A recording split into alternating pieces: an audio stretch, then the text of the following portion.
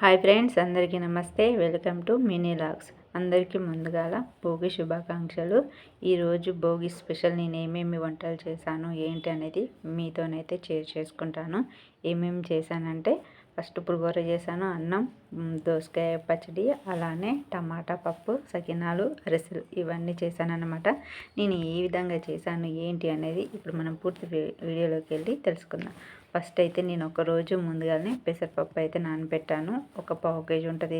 ఇది నానబెట్టి శుభ్రంగా కడిగి దీంట్లో ఉసుక ఇట్లా ఏమన్నా ఉంటుందని ముందుగానే గాలిచ్చి పెట్టుకున్నాను. తర్వాత దీన్ని ఒక మిక్సీ జార్లో తీసుకొని కొంచెం కొంచెం వేసుకుంటూ కొంచెం బరకగానైతే మిక్సీ పట్టుకోవాలి.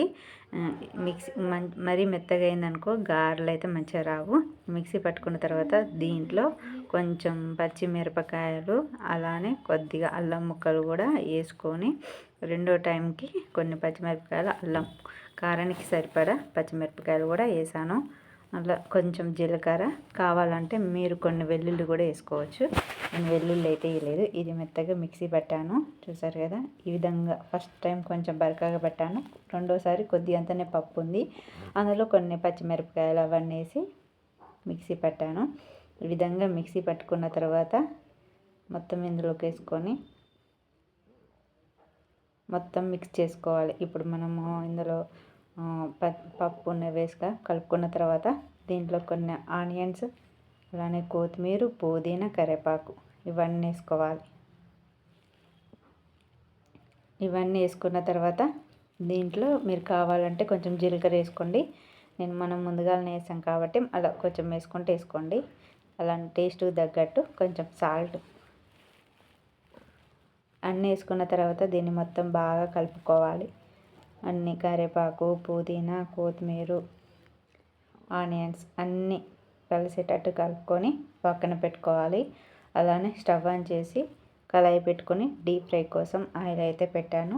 ఆయిల్ కూడా హీట్ ఎక్కింది. ఇప్పుడు మనం చిన్న చిన్న గారెలు లెక్క వేసుకోవాలి. ఈరోజు భోగి కదా, భోగి రోజు చాలామంది పప్పు గారెలు, పరమాన్నం, సేమియా అలా చేసుకుంటారు. ఎవరికి తోసింది వాళ్ళు చేస్తారు. నేనైతే పప్పు గారెలు చేశాను మార్నింగ్ టిఫిన్ కోసం. అన్ని గారెలు అయితే ఈ విధంగానే వేసుకోండి. మరి భోగి రోజు మీరు ఏమేమి వంటలు చేశారో నాకైతే కామెంట్ చేయండి. మీరు ఎలా సెలబ్రేషన్ చేసుకున్నారు అనేది కూడా నాకైతే కామెంట్ చేసేయండి. ఇప్పుడు అన్నీ ఈ విధంగా వేసుకున్నాక మీరు కావాలంటే దీంట్లోకి స్ప్రింగ్ ఆనియన్స్ కూడా వేసుకోవచ్చు మీ దగ్గర ఉంటే. ఇవి హైలో పెట్టి పప్పు గారెలు అనేది కాలవకూడదు, ఎందుకంటే పైన మాత్రమే కాలుతుంది, లోపల ఉడకదు. సిమ్లో పెట్టి మాత్రమే ఉడికించుకోవాలి. ఇలా అన్నీ వేసుకున్న తర్వాత ఒకవైపు నుండి ఇంకో వైపుకి అయితే టర్న్ చేసుకోవాలి. ఇది ఒకవైపు గోల్డెన్ కలర్లోకి వచ్చేదాకా కాల్చుకోవాలి. సిమ్లో పెట్టుకోవడం వల్ల పప్పు లోపల కూడా ఉడికి టేస్ట్ అనేది చాలా బాగుంటుంది. హైలో పెడితే పైన పొర మొత్తమే ఉడికిపోయి లోపల పచ్చి పచ్చిగా ఉంటుంది అన్నమాట.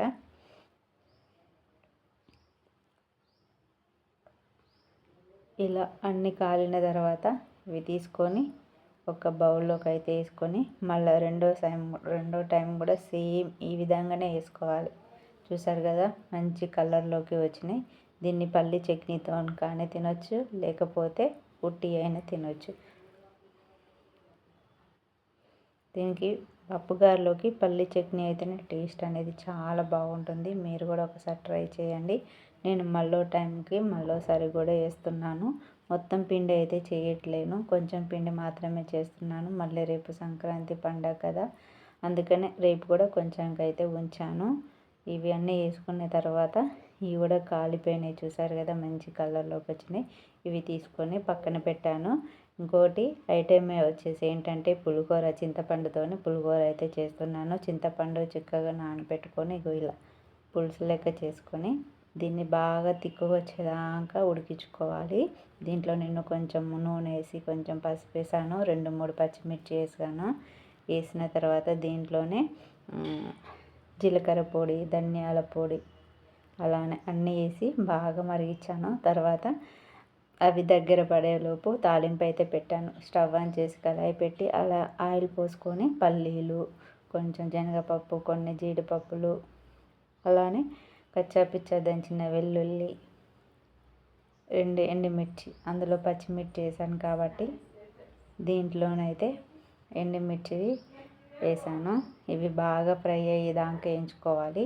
చూసారు కదా, ఎండుమిర్చి కూడా వేసాను. తర్వాత దీన్ని బాగా ఫ్రై చేసిన తర్వాత కొంచెం లైట్గా జీలకర్ర వేసుకోవాలి. తర్వాత తాలింపు గింజలు కూడా శనగపప్పు, మినపప్పు, ఆవాలన్నీ కలిపినవి వేసుకున్నాను.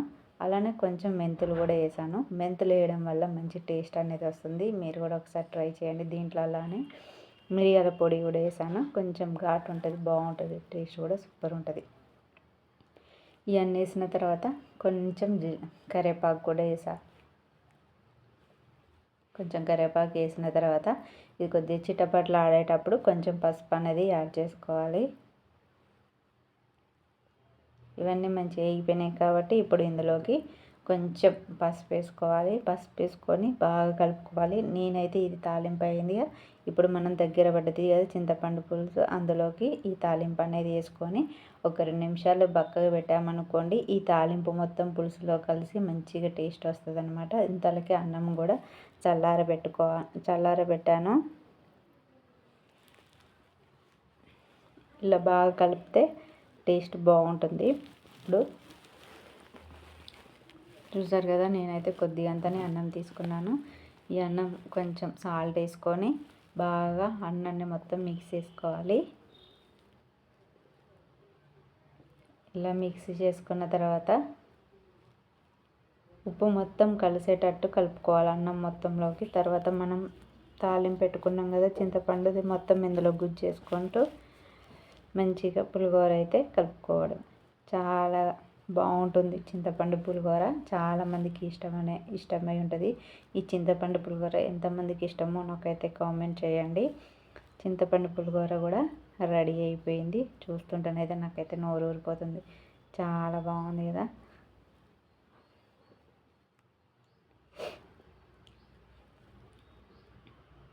మంచిగా కలుపుకోండి. ఇలా మొత్తం కలుపుకున్న తర్వాత నేను ఇవి పక్కన పెట్టిన తర్వాత దోసకాయ పచ్చడి కూడా చేశాను. దోసకాయ ముక్కలు పైన తోలు తీసేసి చిన్న చిన్న ముక్కలు కట్ చేశాను. కట్ చేసి పెట్టుకొని 2 స్పూన్ల కారం, 1 స్పూను సాల్ట్ వేసుకున్నాను. కొంచెం జీలకర్ర పొడి, కొంచెం ఆవ పొడి, కొంచెం మెంతి పొడి కూడా వేసుకున్నాను. వేసుకున్న తర్వాత దీన్ని బాగా కలుపుకోవాలి. తర్వాత దీనికి తాలింపు పెట్టుకుంటే దోసకాయ పచ్చడి కూడా రెడీ అయిపోతుంది. స్టవ్ ఆన్ చేసి కళాయి పెట్టుకొని కొంచెం ఆయిల్ పోసుకొని కొంచెం జీలకర్ర, కొంచెం వెల్లుల్లి, అలానే కొద్దిగా ఎండుమిర్చి, కొంచెం తాలింపు గింజలు వేసుకొని ఇవన్నీ బాగా ఫ్రై చేసుకోవాలి.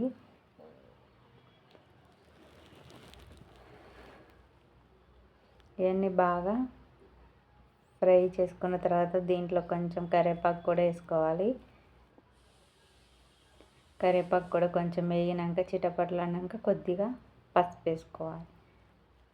పసుపు వేసుకున్న తర్వాత మనము ఇంతకు ముందు కలిపెట్టుకున్నాం కదా దోసకాయ అవన్నీ, అందులోకి ఈ తాలింపు అనేది వేసుకొని ఒకసారి కలుపుకుంటే సరిపోతుంది. దోసకాయ పచ్చడి అయితే కూడా రెడీ చేశాను. అన్నం రెడీ అయింది, పులిహోర రెడీ అయిపోయింది. దీని తర్వాత నేను పప్పు టమాటా కర్రీ చేశాను. కప్పు కందిపప్పు అయితే కడిగి పెట్టుకున్నాను. ఇందులోకి ఒక 2-3 సన్నగా తరిగిన టమాటా ముక్కలు, ఆనియన్స్, పచ్చిమిరపకాయలు, కొంచెం చింతపండు, కొంచెం పసుపు, కొంచెం వాటరు, కొంచెం ఆయిల్ ఇవన్నీ వేసి కారం కూడా ఇందులోనే వేసి ఉడికించాను.